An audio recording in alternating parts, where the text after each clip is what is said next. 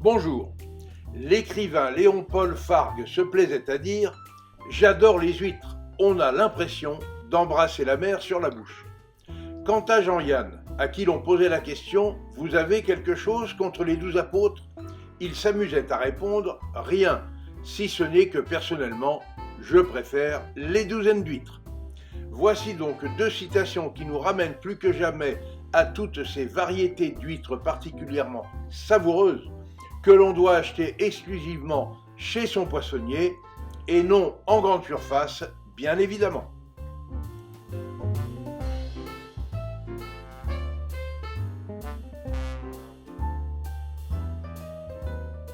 À propos de ce mollusque marin de la famille des ostréidés, rappelons que les huîtres sont appréciées depuis la préhistoire, puisque déjà, à cette époque, nos ancêtres en consommaient d'importantes quantités qu'ils récoltaient au rythme des marées, et si au Moyen-Âge la consommation des huîtres constituait un plat de pauvres pour les populations côtières, elles étaient aussi dégustées par les bourgeois des villes et par la noblesse.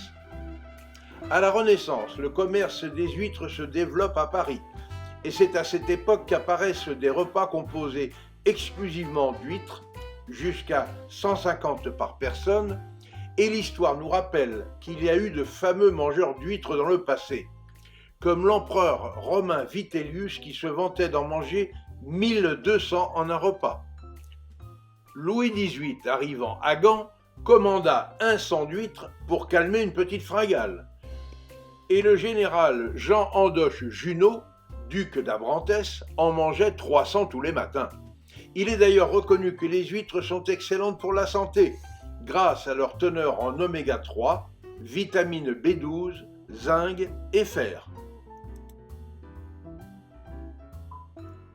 On compte une bonne centaine d'espèces d'huîtres à travers le monde, en eau salée, douce ou saumâtre.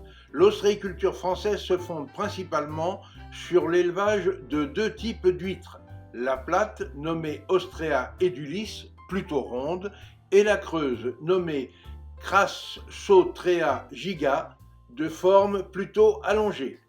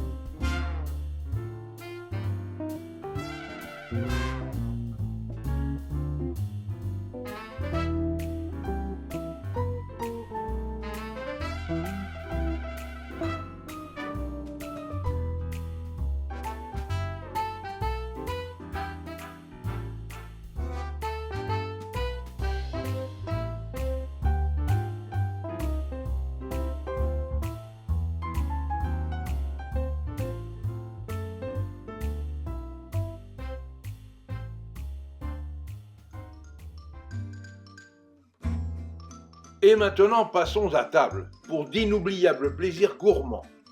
Puisque depuis des siècles le savoir-faire des ostréiculteurs et la qualité des terroirs marins français confèrent aux huîtres de nos côtes des qualités gustatives mondialement reconnues. En effet, qu'elles soient crues ou cuites, les huîtres peuvent se déguster à n'importe quel moment de la journée. Et s'il y a bien une expérience culinaire à ne pas manquer lors d'un séjour en bord de mer, c'est bien de goûter de savoureuses huîtres locales. Tout d'abord et en premier lieu, chez les ostréiculteurs du cru, où elles dévoilent en direct toute leur finesse et leur saveur.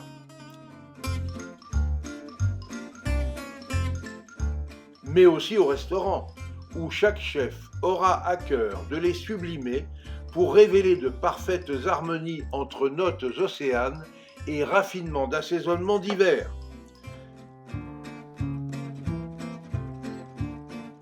Sans oublier de déguster chez soi et entre amis ces sublimes merveilles des mers, souvent synonymes de moments festifs.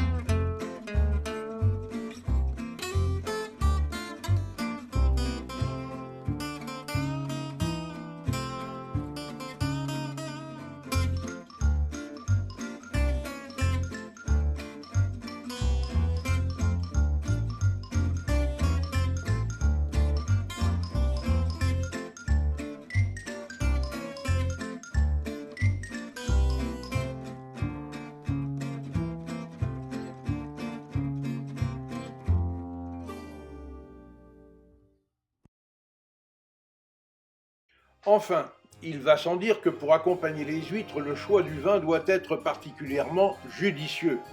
Aussi les vins d'Alsace, tels le Riesling,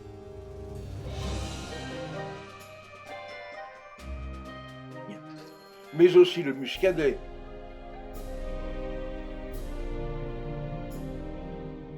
le Picpoul de Pinet,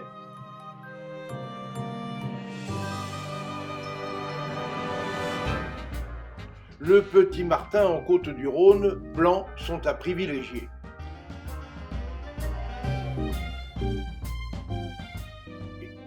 Sans oublier la savoureuse cuvée Atlantico 2020 de El Paraguas en Galice avec ses exquises notes iodées. Associée à quelques grains d'un savoureux caviar de France, l'huître devient alors un mets royal, surtout si elle est accompagnée d'une flûte, d'un excellent champagne, à l'instar de la cuvée Tsarine de chez Chanoine, d'une blanquette de Limoux de chez Salazar, ou encore de la cuvée La Bulle du domaine de Montesquiou en Jurançon. Vin à consommer avec modération, bien évidemment.